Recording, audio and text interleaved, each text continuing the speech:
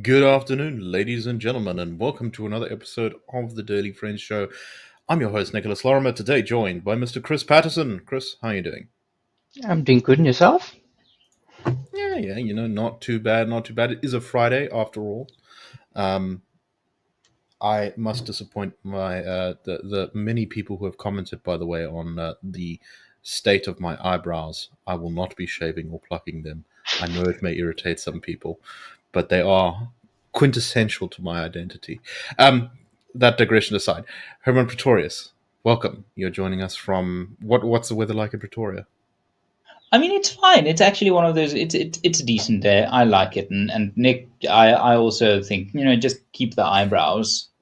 It's not necessary to Now, don't everyone had a bow point to. about the exactly. Everyone had a point about the beard, but I draw the line at the eyebrows. Well, don't draw the line at the eyebrows because usually that makes them look worse. Just keep them Yeah, as no, they that's are. true. Makeup jokes. That's I true. mean, All right, let's get into the news of today, and I think we're going to try and stay a little bit away from talk of the GNU. Firstly, because we don't know what's going to happen, and secondly, because I'm sick to death of it, and I'm sure anyone who listens to the show daily is too. We're going to instead talk about corporate South Africa, and we're going to be picking on one specific individual, but this I think is representative of a larger thing. So. Uh, Asset manager Hendrik du Toit, who's the CEO of 91, was giving an interview to the media recently where he said that the DA and ANC were, quote, busy squabbling in the face of an iceberg. He was speaking to RSG on Wednesday, and he said that considering the global ructions that are going on, the chaos, the tariffs, the changes to political alliances, all these things, that South Africa was heading for a massive economic crisis, and that what it needs right now is stability, not political parties squabbling with each other, as he put it. We have to think of all the challenges coming from outside. This is him speaking. And in South Africa itself, we've created many challenges for ourselves. I wonder how many people in SA and cabinet rooms or state departments are busy thinking where our farmers will sell their produce, where our car manufacturers will sell, where they will do business. That's what we have to think about, not our ideological differences. So, Chris, let me start with you. This is a kind of sentiment I think you often see from the business community and from a lot of non-political people. They say, well, it's just, politicians are fighting, it's just politics. Why can't we just sit down and solve the problem? And to me, that's a fundamental misunderstanding of politics. Yes, there's a jostling for power going on in the GNU and the fight between the DA and the ANC, but ultimately, they are debating how we solve the problem. Do we raise VAT and keep going with spending as we have? Or do we cut spending instead of raising VAT and, in fact, maybe start looking towards cutting VAT? This is an important question that has real consequences. What's your take on this, Chris? I do think that he shouldn't have said anything at all because he didn't add to the conversation. I mean, South Africa's a young democracy, and if we don't start having serious conversations about budgets and the way government is funded and the politics that surround it, then I don't think that we're going to solve the problems. I mean, I'm reminded of Athol Trollop's comments echoing the ANC's chief whip that was saying that the DA's demands weren't related to the budget. I mean, you need the budget to govern. If you don't have a budget, then you can't govern. And if you don't get compromises from your partners, then what good is government? I mean, really, uh, just unbelievable. No, so my father once said to me, he said, the most succinct definition of so much of politics is a continuing discussion about what to do with public money. And it's not just something that can be cut off. The reason we're in the difficult position to face these global challenges, to face this great turmoil, is precisely because we've had the wrong approach. And the only way to solve that is through political debate and maneuvering so that we get different policies. Herman, your thoughts on this issue? what struck me about this is just the removal from that the business community, that we so often see from the business community, from the realities of politics, and the philosophies are different. So it's there's this sort of, one can be sympathetic to business people assuming that politics operates on the same principle, but it just doesn't. In business, it is a relatively simple pursuit. It's not an easy pursuit, but it is a relatively simple pursuit.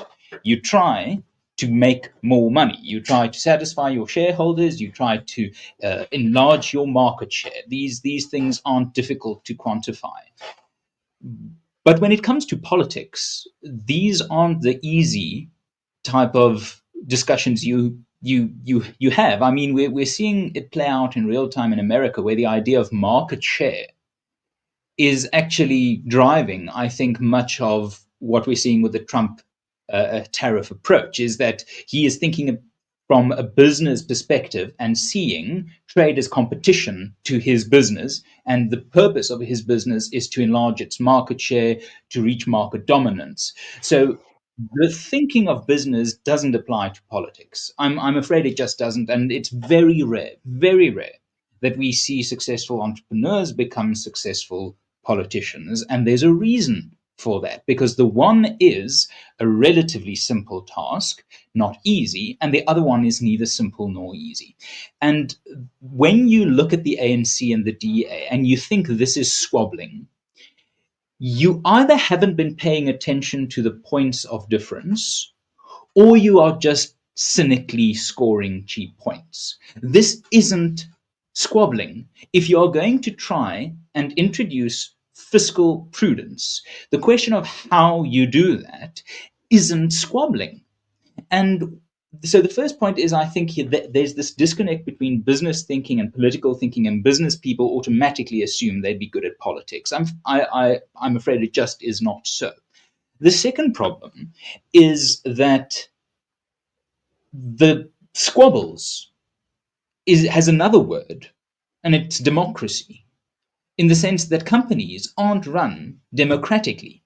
They are, in fact, quite often counter democratic, because they don't try to broadly consult. They try to figure out one unique offering that the market is telling them, and whether that instruction comes from the CEO, the board, management level. The point is, it's not a democracy, but South Africa is. South Africans last year voted for the parliamentary calculations, or the calculus that is now squabbling.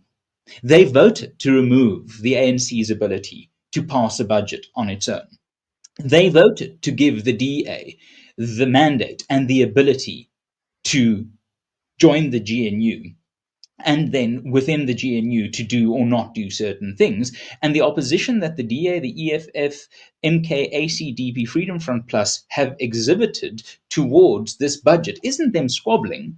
It is them doing what they were elected to do.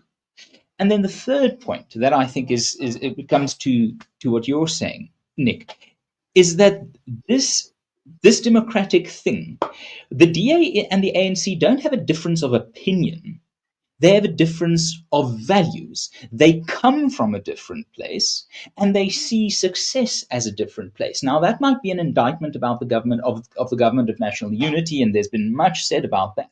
But to look at the GNU now and to come to a cynical, cheap, superficial conclusion that this is squabbling is just a reflection of someone whose opinion on politics shouldn't be taken seriously. Of course, the international circumstances are threatening. And of course, we shouldn't have unnecessary petty political debates. But this isn't a debate about where Mr. Steenhuisen can park versus where Mr. Ramaphosa can have his private ensuite. This is a discussion about where money comes from, and as you say, what gets spent on. If you want to call that squabbling, then I'm afraid it makes it very, very difficult to take you seriously. And perhaps a final point, when this whole episode reminded me of something that Frederik van Zyl-Slabbert said. He said that the PFP, the forerunner of the DA and DP, never regarded them, the capitalists or the business people, as a captive constituency or a monolithic constituency. Their interests were closely tied to government, to power. I, says Van Zelflabbert, I never experienced business looking upon the PFP as a protector of their interests. How could we? We had very little power. But they certainly floated towards you when there was disillusionment with government. It was pendulum stuff.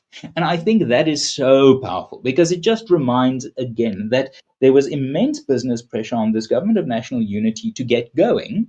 Then, when things get difficult within the national government, because it is a multi party, multi ideological government, business go, oh, stop squabbling.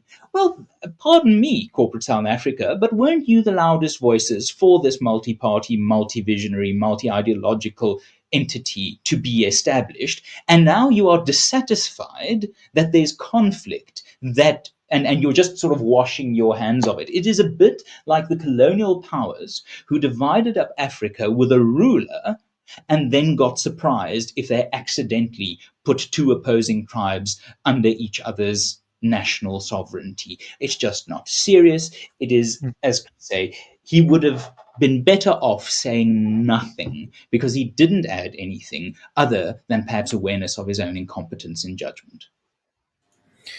Yeah, so I think that there is an important role in the public debate to be played by business, and that is that business people should say specifically what are the things that are stopping them from doing more business, hiring more people, paying more Absolutely. tax, etc., etc. Mhm. And that's what they know because that's the knowledge they get from running their businesses. But if they start to stray from that, it's like a politician going into a business and telling them how much to pay their employees on this and spend on this and all that kind of thing, which, as we know from much of economic history, is never a great way to run businesses. Chris, any final thoughts before we move on? Just that my mother always tells me, don't complain for no reason. This is literally complaining for no reason. There's no solutions. They just sit back and have oh my word. Yes, no, I think that's exactly it. Is Keep quiet. you don't. Yeah, often I think it's abused, the idea that all criticism must be constructive. Sometimes criticism is important even if it's not constructive. But I think in this case, constructive, useful, specific would be better than And putting this all out. Nick, just Yeah, go ahead, Herman. I'm keeping an eye on the comments, and I see that there's this question about from Doreen Venables. Do you think that with the MK getting almost 45% of the vote in KZN, it should have been given an opportunity to govern in the province? That's not the point I'm making. I'm not saying what the people decide is automatically what should happen. I mean, that's the whole nature of a constitutional democracy. We have taken certain things out of the realm of public decision making through our constitution. So I'm not saying that the will of the people, I'm not saying vox populi vox dei, the will of the people isn't the voice of the gods. What I am saying is that in politics, you don't have to have democratic consensus. Pardon me, in business, you don't have to have democratic consensus to make crucial and important calls. But in politics, you do. And if you apply the thinking of one to the other, you are missing a fundamental difference. So this isn't me saying, majoritarian will is always the right thing to do. This is me saying that if you are looking at politics and you are missing the core part, that it is about disagreements based on democratic mandates, you are unfortunately out of your depth. And I see Peter Metcalf say, sadly, Herman, with the ANC, it is perpetual. This is another thing that I've been experiencing over the last few weeks that sort of grinds my gears, is why the assumption that the ANC will always be in power, will always be the dominant party it is. If we look at the numbers, in 1994, we saw the ANC achieve 54% of the eligible vote. So of everyone in the country who was of voting age, 54% cast a ballot for the ANC. You know what that number was in 2024? Under 19%. Under 19% of the eligible vote in South Africa last year went to the ANC. Now, that's not me saying that the election result wasn't eligible or the government isn't Legitimate or legitimate. whatever. Yeah. It is me saying that opinions have shifted. And if you don't keep an eye on all the ways that opinions are tracked and you only look at election results, you are missing scientific data, because election results are by definition not scientific data. They are self-representative, non-random samples. The worst type of sample you can get if you want to have a reflective, accurate scientific data extraction. So the point I'm trying to make is, with the ANC, it is perpetual. Yes, but the ANC isn't perpetual. And no, with the ANC, it actually isn't perpetual, if we're going to be honest, because we can point at historical instances where they had given way and compromised for the sake of economic argument. We see it with the entire Mbeki governance that was right of center in terms of economic and fiscal policy, where they compromised because the fiscus just had nothing in it when they wanted to be social democrats. And we saw it to a lesser extent when Des van Rooyen was minister for only a weekend. There was response from the ANC to economic and external business pressures. So I don't think we should look at this simplistically, because then we fall into exactly the trap Mr. Du Toit is falling into, of thinking that you can just say, oh, stop squabbling, and democracy will suddenly just transform into something resembling a business.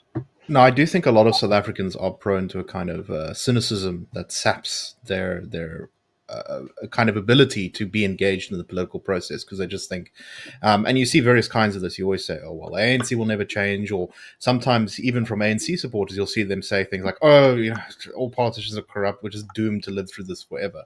And as you say, you know, things actually do move, and they don't always.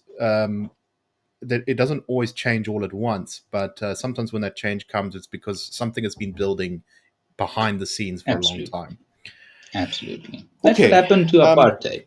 It was ended by the informal change of opinion. It wasn't ever really voted out. Right. Okay. Oh man, this is such a downer story for Friday, but anyway, we have to talk about it, unfortunately. So the Western Cape is piloting a new program in some parts of the Western Cape, Worcester, the Khayelitsha, Mitchell's Plain, to look at combating childhood stunting. There are estimates that around 1,000 children in 2022-2023 financial year lost their lives to preventable acute malnutrition, and a further 15,000 had to be admitted to hospital due to acute malnutrition in South Africa in just that year, which is a pretty horrifying statistic.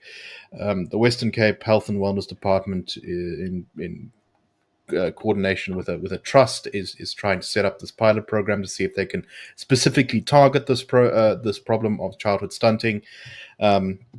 The MEC in the Western Cape said that in South Africa today, 27% of children under 5 are stunted, a figure that is as alarming as it is heartbreaking. In the Western Cape, we've made some progress reducing our stunting rate by 5.4% over the last 6 years. But the truth is that this is still a shocking statistic. And the goal here is to make it so that, you know, children are able to grow normally with enough food, which can prevent various problems later on in life. At the same time, one of my colleagues shared a social media post of coming from a Discovery Claims report, just talking about the things that are hurting South Africans that we can see from this Discovery Claims data. 60% of unnatural deaths, according to that report, are from people under 30. That's motor accidents. Significant numbers are from suicides. And severe financial stress is definitely related to all of this. So, Chris, let me start with you. I mean, obviously, I think there is a place for targeted interventions here, like, for example, on stunting, or, you know, maybe on working out how to reduce financial stress or suicide or things like that government can do. But ultimately, these issues here are caused by bad economics and poverty on a larger scale. And until we solve those problems, we're going to have to keep fighting these demons. What's your thoughts? Yeah.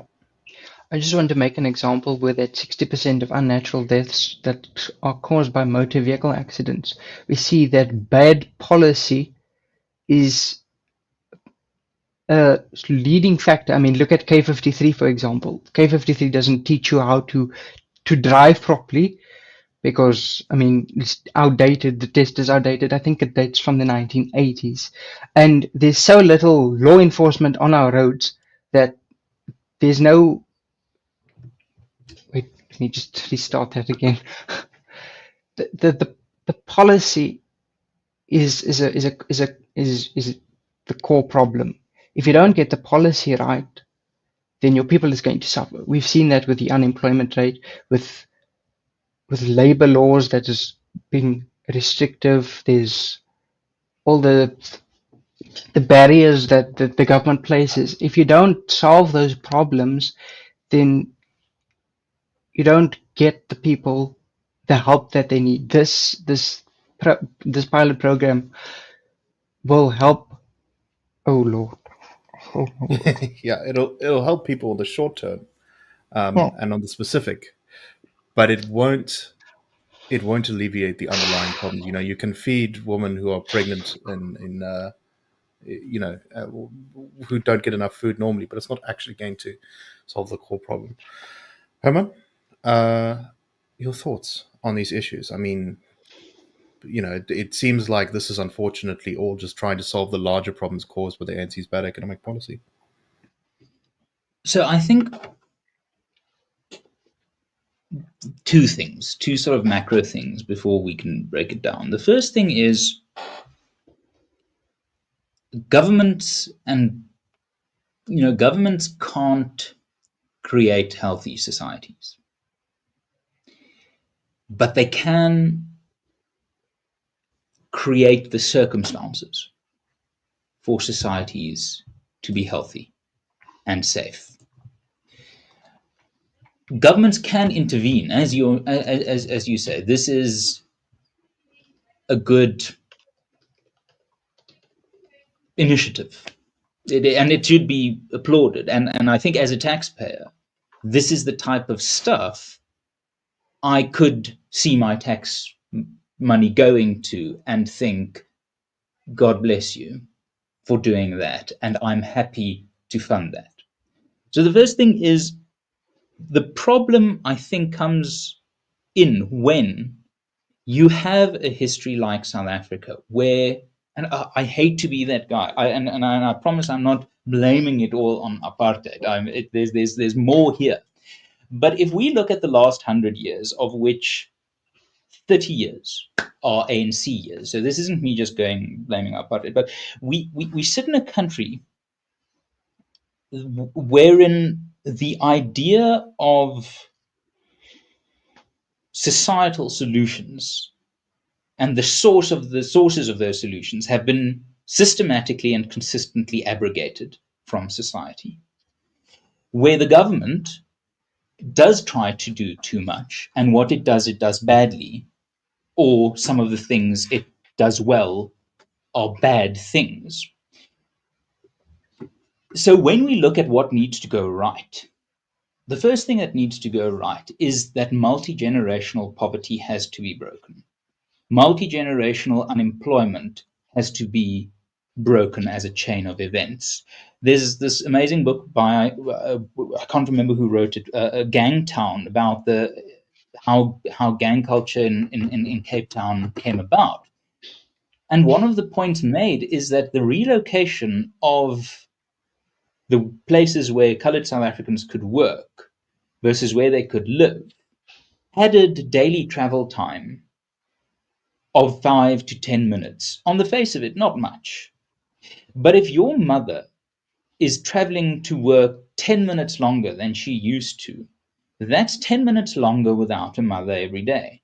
That's almost an hour a week. Extrapolate that over months, over years, over decades, and you start to see where the collapse of our social fabric was originated in a policy failure, and that the return of our social framework must be on the basis of the government saying, what can I do for the people of this country to create healthy communities, healthy societies, prosperous communities, as it were. So in many cases, the government must stop doing bad things as well as starting to do right things like this intervention. That's the sort of one macro point. The second point, and this is,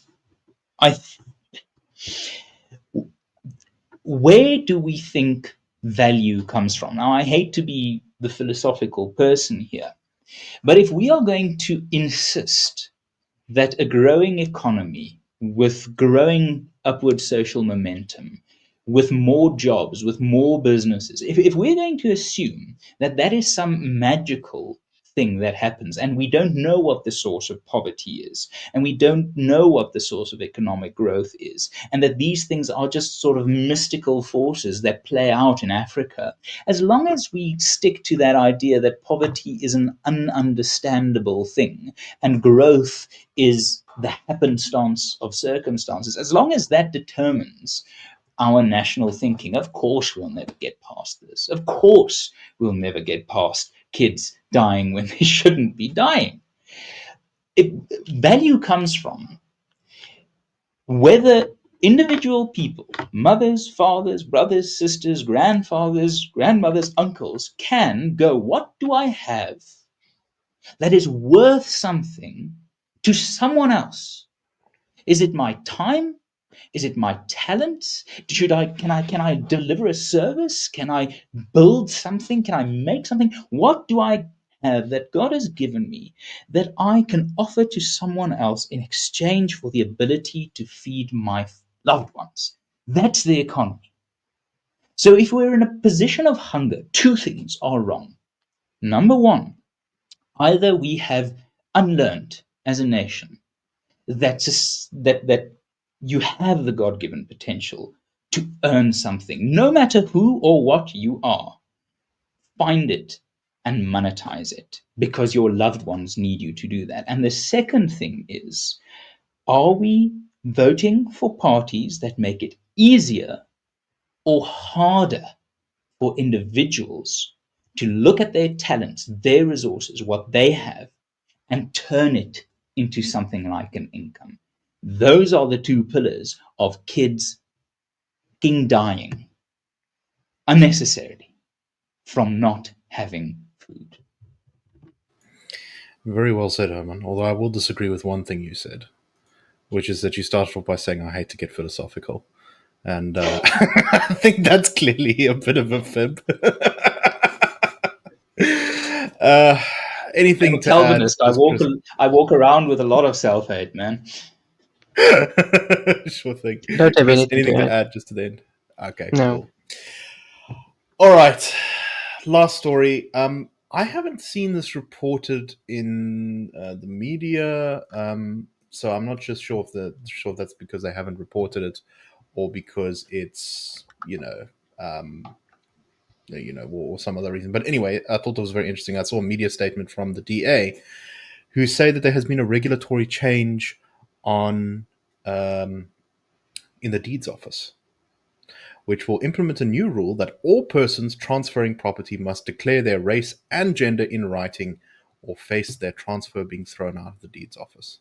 Now, the DA is very opposed to this, but Herman, I mean, look, we are for non-racial policy, but is perhaps a devil's advocate argument to be made here that, simply indicating this information has a data purpose that will actually show that the country is in a different state to what people perceive it to be.